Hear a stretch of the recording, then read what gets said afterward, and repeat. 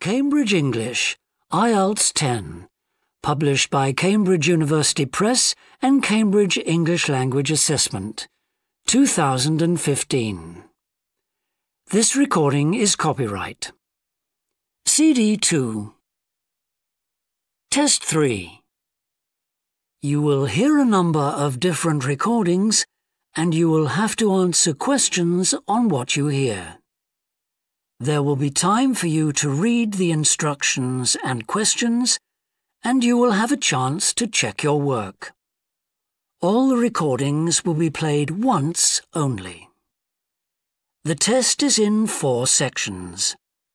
At the end of the test, you will be given 10 minutes to transfer your answers to an answer sheet. Now turn to Section 1. Section 1. You will hear a conversation between the director of a childcare centre and a parent enrolling her child in the centre. First, you have some time to look at questions 1 to 6.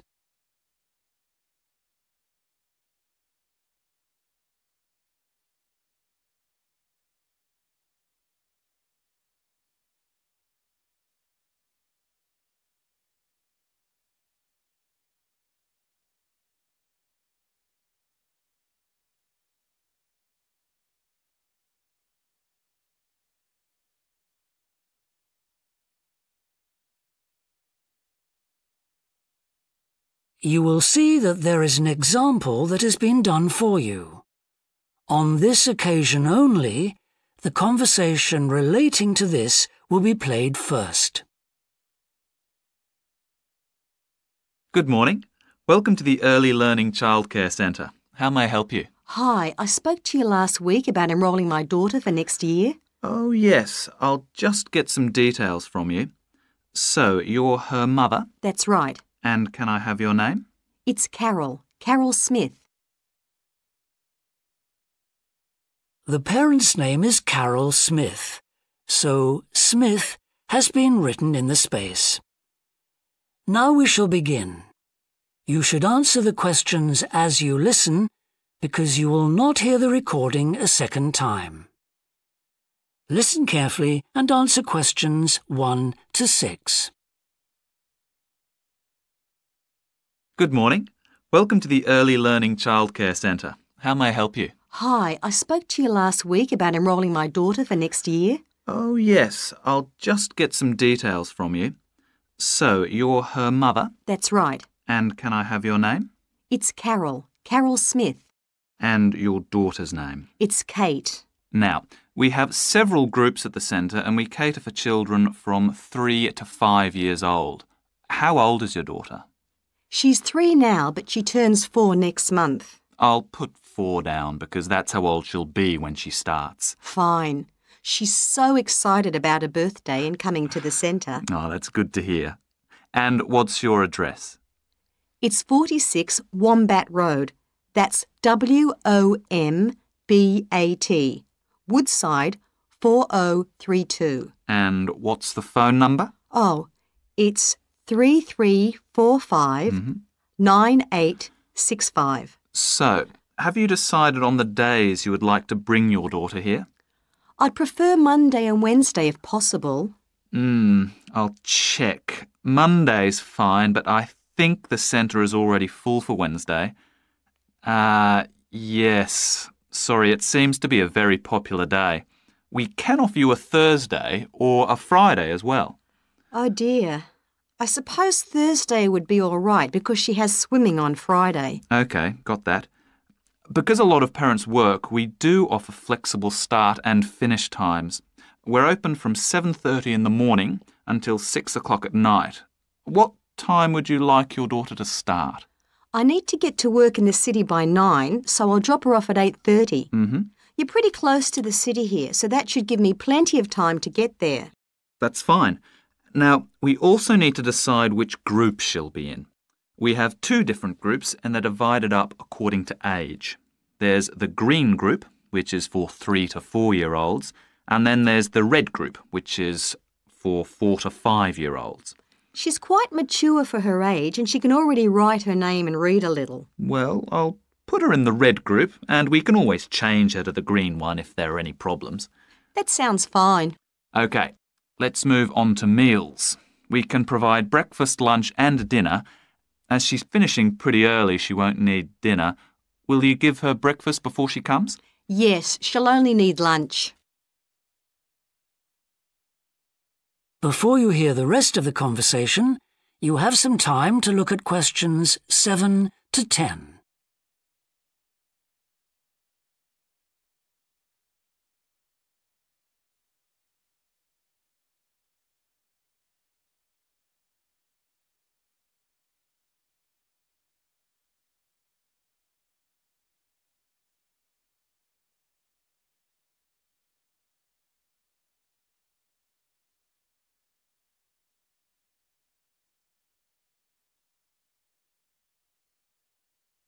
Now listen and answer questions 7 to 10. Now, does she have any medical conditions we need to know about? Does she have asthma or any hearing problems, for example? No, but she does need to wear glasses. Oh, I'll make a note of that. Yeah, she's pretty good about wearing them. She can't see much without them. Right. OK. Now, I also need emergency contact details. So what sort of information do you need? Just the name and number of a friend or family member we can contact in case we can't get hold of you at any time. OK. That'd better be my sister, Jenny Ball. Uh-huh. That's B-A-L-L. Her phone number is 33467523. Great. So she is the child's aunt? Yes, that's right. I'll make a note of that as well. Now, is there anything you'd like to ask? What about payment? How much are the fees each term? Well, for 2 days and the hours you've chosen, that will be $450 altogether. OK, and do I have to pay that now? No, we send out invoices once the children start at the centre. You can choose to pay at the end of each term, or we do offer a slightly discounted rate if you pay every month. Oh, I'll do that then.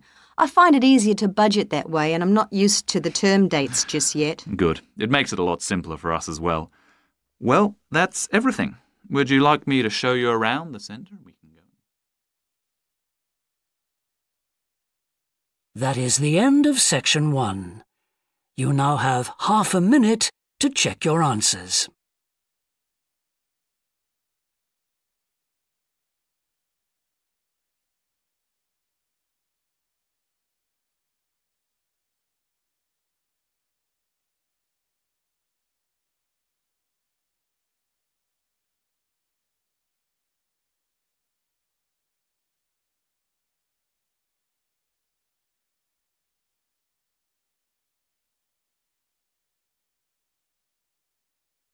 Now turn to section 2. Section 2. You will hear a woman called Alice Bustle talking on the radio about the Dolphin Conservation Trust, an organisation which tries to protect dolphins. First, you have some time to look at questions 11 to 15.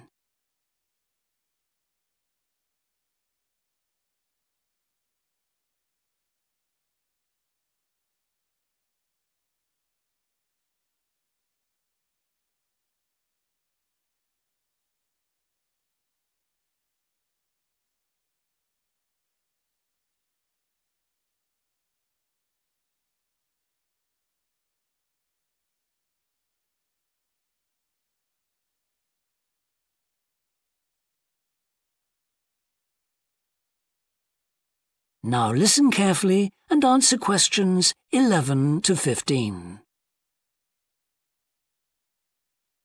Today we're pleased to have on the show Alice Bustle from the Dolphin Conservation Trust. Tell us about the trust, Alice. Well, obviously its purpose is to protect dolphins in seas all around the world. It tries to raise people's awareness of the problems these marine creatures are suffering because of pollution and other threats. It started 10 years ago and it's one of the fastest growing animal charities in the country, although it's still fairly small compared with the big players in animal protection. We're particularly proud of the work we do in education. Last year, we visited a huge number of schools in different parts of the country, going round to talk to children and young people aged from 5 to 18. In fact, about 35% of our members are children. Oh. The charity uses its money to support campaigns, for example, for changes in fishing policy and so forth. It hopes soon to be able to employ its first full-time biologist with dolphin expertise to monitor populations. Of course, many people give their services on a voluntary basis, and we now have volunteers working in observation, office work and other things. I should also tell you about the award we won from the Charity Commission last year for our work in education. Although it's not meant an enormous amount of money for us, it has made our activities even more widely publicised and understood. In the long term, it may not bring in extra members, but we're hoping it'll have this effect. Is it possible to see dolphins in UK waters? Yes, in several locations. And we have a big project in the east part of Scotland. This has long been a haven for dolphins because it has very little shipping. However, that may be about to change soon because oil companies want to increase exploration there. We're campaigning against this because although there'll be little pollution from oil, exploration creates a lot of underwater noise. It means the dolphins can't rest and socialise. This is how I became interested in dolphin conservation in the first place. I had never seen one, and I hadn't been particularly interested in them at school. Then I came across this story about a family of dolphins who had to leave their home in the Moray Firth because of the oil companies, and about a child who campaigned to save them. I couldn't put the book down. I was hooked. Before you hear the rest of the talk, you have some time to look at questions 16 to 20.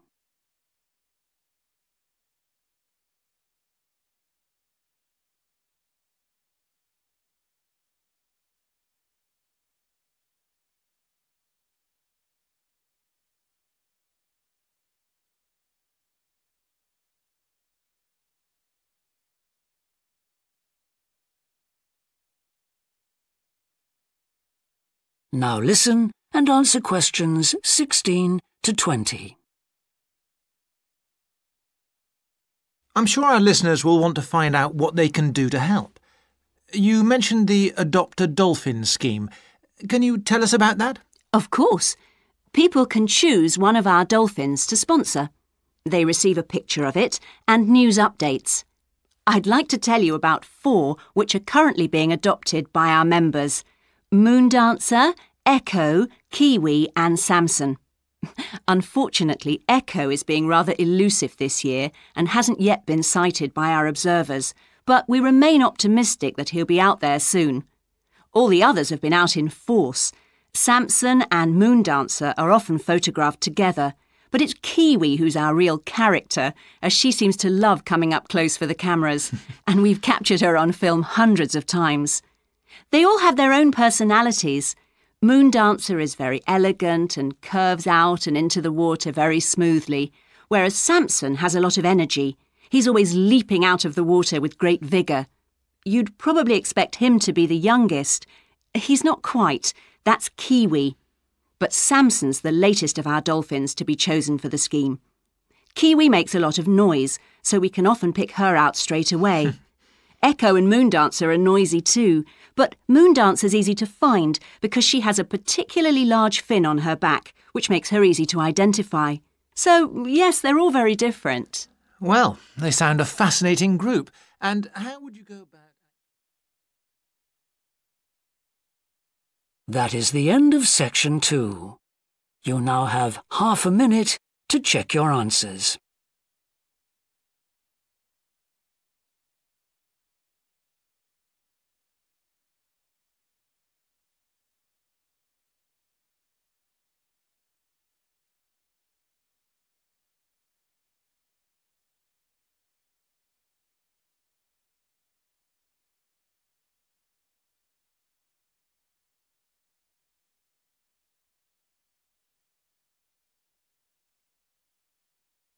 Now turn to section 3. Section 3. You will hear a student called Rob, who is in the first year of a theatre studies course, talking to another student called Mia, who's in the fourth year of the same course.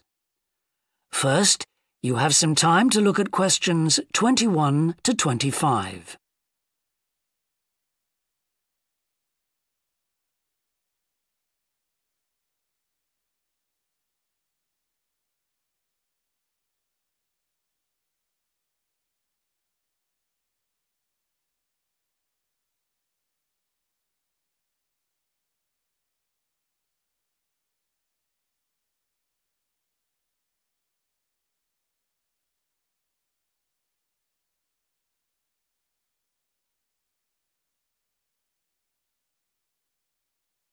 Now listen carefully and answer questions 21 to 25. Hi, Rob. How's the course going? Oh, hi, Mia. Yeah, great. I can't believe the first term's nearly over. I saw your group's performance last night at the student theatre. It was good. Really? Yeah, but now we have to write a report on the whole thing, an in-depth analysis. I don't know where to start. Like, I have to write about the role I played, the doctor, how I developed the character. Well, what was your starting point? My grandfather was a doctor before he retired, and I just based it on him. OK, but how? Did you talk to him about it? He must have all sorts of stories, but he never says much about his work, even now. He has a sort of authority, though. So, how did you manage to capture that? I'd visualise what he must have been like in the past when he was sitting in his consulting room listening to his patients. OK, so that's what you explain in your report. Right. Then there's the issue of atmosphere. So in the first scene we needed to know how boring life was in the doctor's village in the 1950s. So when the curtain went up on the first scene in the waiting room, there was that long silence before anyone spoke. And then people kept saying the same thing over and over, like, cold, isn't it? Yes, and everyone wore grey and brown and just sat in a row. Yes, all those details of the production. And I have to analyse how I functioned in the group, what I found out about myself. I know I was so frustrated at times when we couldn't agree. Yes. So did one person emerge as the leader? Sophia did. That was okay. She helped us work out exactly what to do for the production, and that made me feel better, I suppose. When you understood what needed doing? Yes. And Sophia did some research too. That was useful in developing our approach. Like what? Well, she found these articles from the 1950s about how relationships between children and their parents, or between the public and people like bank managers or the police, were shifting. Interesting. And did you have any practical problems to overcome? Well, in the final rehearsal, everything was going fine until the last scene. That's where the doctor's first patient appears on stage on his own. The one in the wheelchair? Yes. And he had this really long speech with the stage all dark except for one spotlight. And then that stuck somehow, so it was shining on the wrong side of the stage. But anyway, we got that fixed, thank goodness. Yes, it was fine on the night. Before you hear the rest of the discussion, you have some time to look at questions 26 to 30.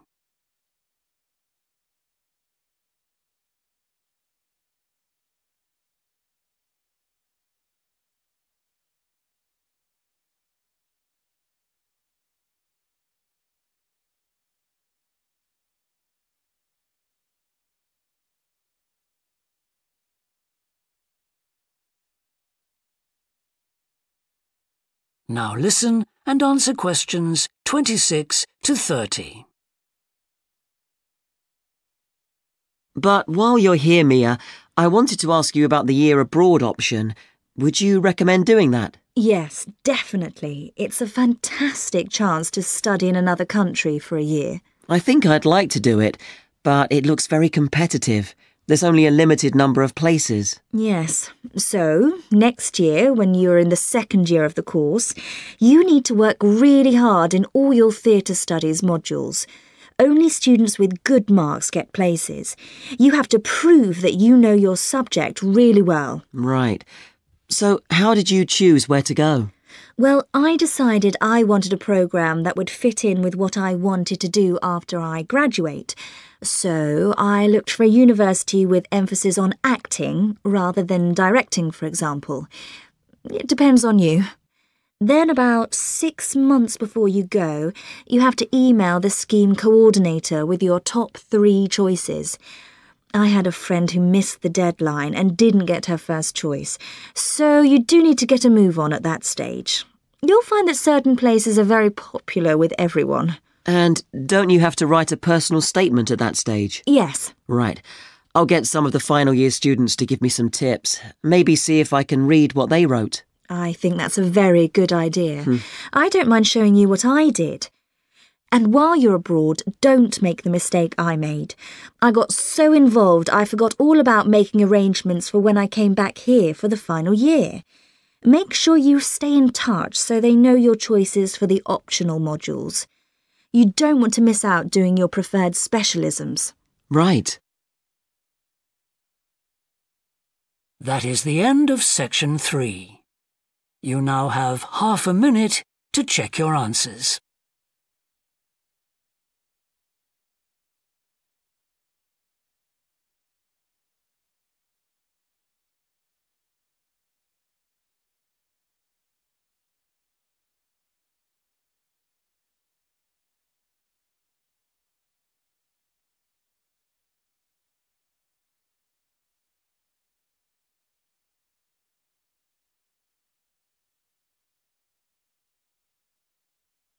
Now turn to section 4. Section 4. You will hear part of a lecture about leadership introducing a theory called self-regulatory focus theory. First, you have some time to look at questions 31 to 40.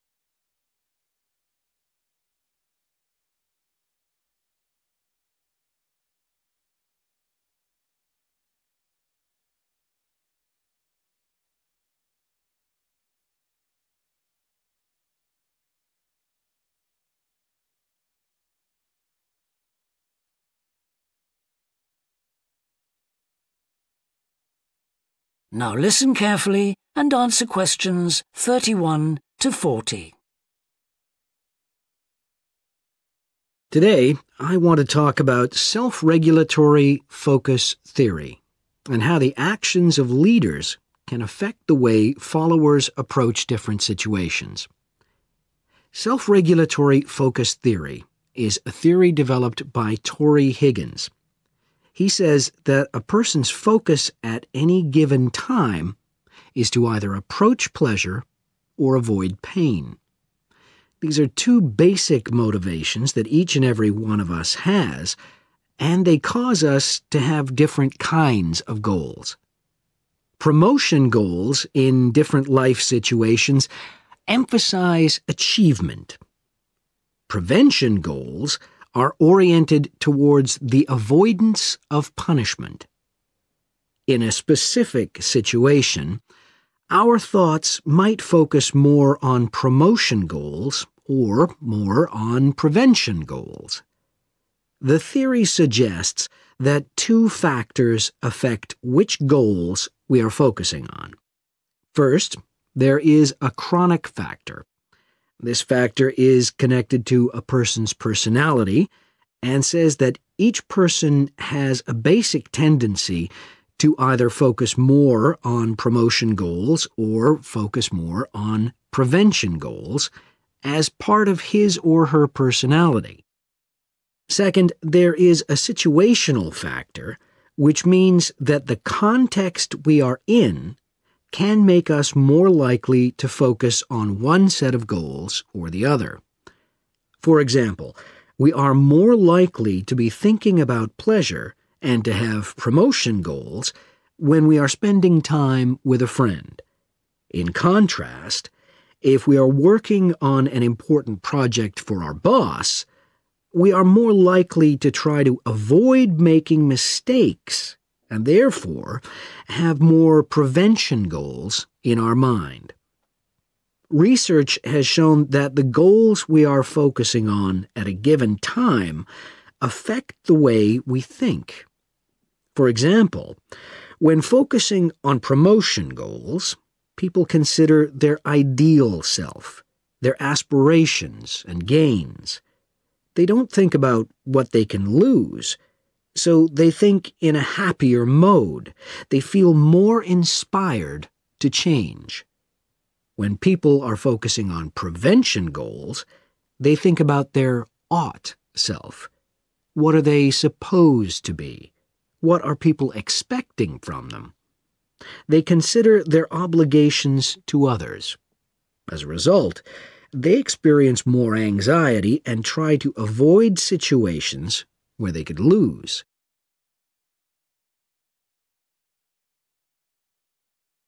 Now that I have talked about the two focuses and how they affect people, I want to look at the idea that the way leaders behave, or their style of leading, can affect the focus that followers adopt in a specific situation.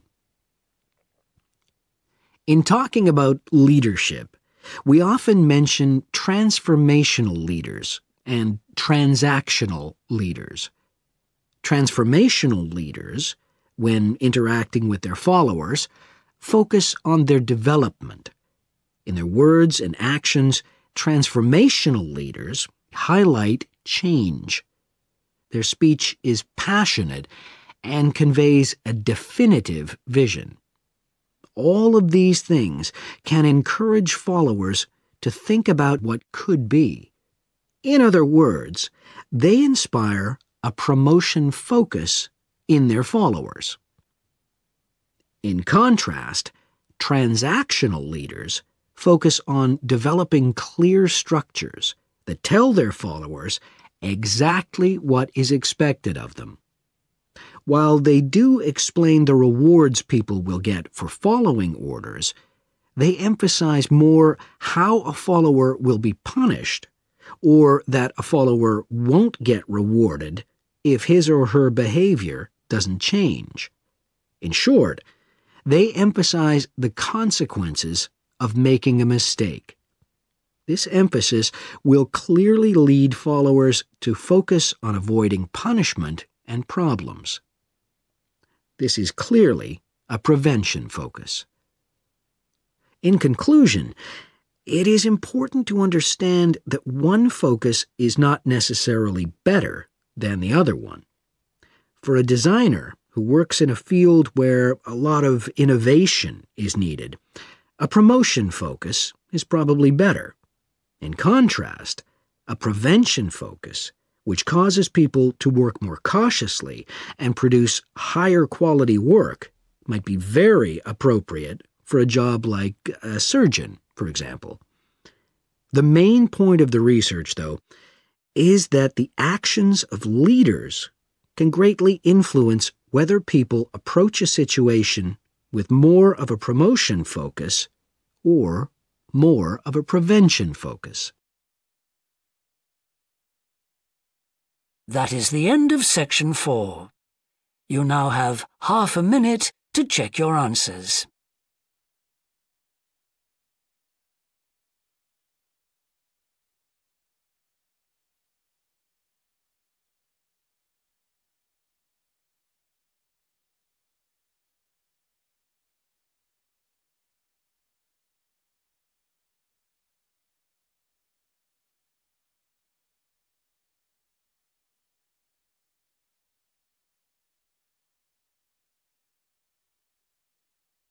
That is the end of the listening test.